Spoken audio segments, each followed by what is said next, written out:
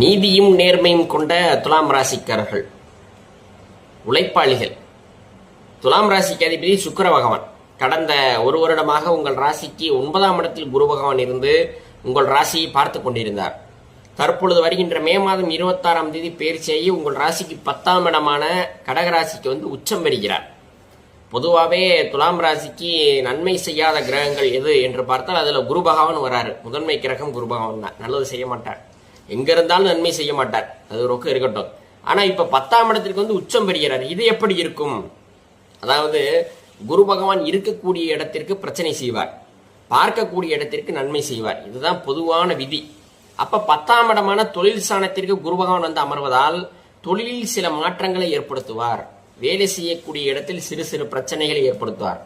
ஒரு கவனமாக இருக்கக்கூடிய காலகட்டமாகத்தான் வரக்கூடிய ஒரு வருடமானது இருக்க போகிறது.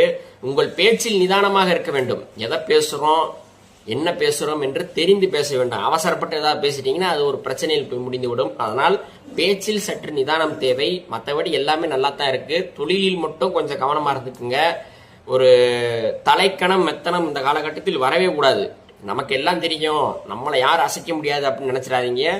10ஆம் இடத்திற்கு குரு பகவான் வந்திருப்பதால் சற்று எச்சரிக்கையுடன் நிதானத்துடன் இருக்க வேண்டிய காலகட்டமாக இருக்கும். குறிப்பாக தொழிலில் நீங்கள் நிதானமாக இருக்க வேண்டும். இந்த வரக்கூடிய ஒரு வருட காலகட்டத்தில் 10ஆம் இடத்தில் இருக்கக்கூடிய குரு பகவான் தன்னுடைய பார்வை மூலமாக உங்கள் ராசிக்கு 2ஆம் இடத்தையும், உங்கள் ராசிக்கு 4ஆம் இடத்தையும், உங்கள் ராசிக்கு 6ஆம் இடத்தையும் பார்க்கிறார்.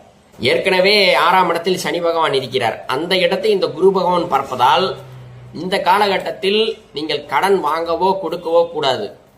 கடன் வாங்கினால் உங்களால் அடைக்க முடியாது, கடன் கொடுத்தால் அதை திருப்பி வாங்க முடியாது. அப்படிப்பட்ட ஒரு நேரமாக வரக்கூடிய ஒரு வருடமானது இருக்கிறது. சற்று எச்சரிக்கையுடன் இருக்க வேண்டும். பிறருக்கு சிபாரிசு செய்யக்கூடாது. இந்த காலகட்டத்தில் தான் உண்டு தன் வேலை உண்டு நீங்கள் இருக்க வேண்டும்.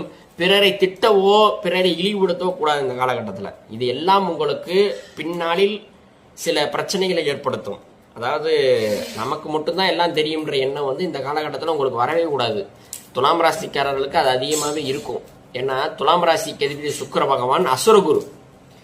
இந்த குரு பகவான் என்பவர் தேவகுரு. அப்ப தேவகுரு அசுரகுரு இரண்டு எதிரெதிர் துருவங்களுக்கும் பகை என்கின்ற காரணத்தினால் இந்த குரு பகவானுடைய சஞ்சாரம் என்பது, குரு பகவான் தற்பொழுது உச்ச பலத்தோடு இருக்கிறார். அடுத்த ஒரு வருஷத்துக்கு உச்சம் பெற்று பலமாக இருக்கும்போது இந்த சுக்கிரனை அதிபதியாக கொண்ட துலாம் ராசிக்காரர்கள் சற்று பொறுமையாகவும் நிதானத்துடன் நடந்து கொண்டால் இந்த குரு பகவான் என்பவர் தீய பலன்களை, கெட்ட பலன்களை கொடுக்க மாட்டார்.